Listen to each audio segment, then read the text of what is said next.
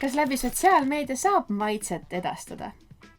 Rimi tänavatoidu nädala kommunikatsiooniks kutsusime Jüri Pootsmani ja Inga Tisleri kööki väikesele väljakutsele. Tahtsime välja selgitada, kumb nendest on parem kokk. Mõlemad said endale loosiga toiduained ning ülesande nendest tänavatoit valmistada. Jüril valmis hommikusöögi hotdog ning Inga meisterdas kiire inks nimelise kanavräpi.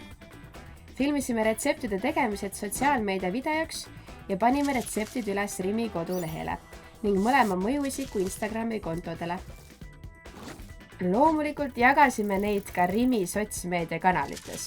Kaasasime postitustega inimesi, loosides kommenteerijate vahel välja vastava retsepti tänavatoidu kiti. Nüüd siis selle maitsvama osa juurde.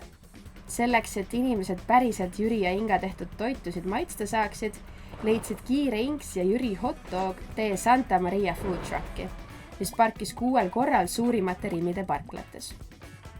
Et luua suuremat sidet Rimi ja mõjuisikute sotsiaalmeedias toimunud kokkamise vahel, jagasime Rimi Instagram story'des spetsiaalset salakoodi, mille alusel said 10 kiiremat reageerijat food truckis tasuta toidu ning kõik järgmised said toidu 50% soodsamalt.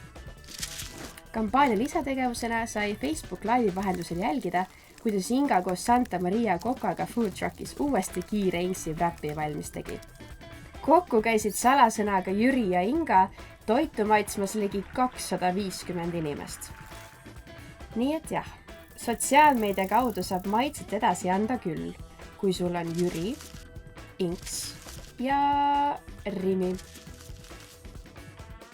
Ah jaa, kiire inksi järgi oli inimestel suurem isu.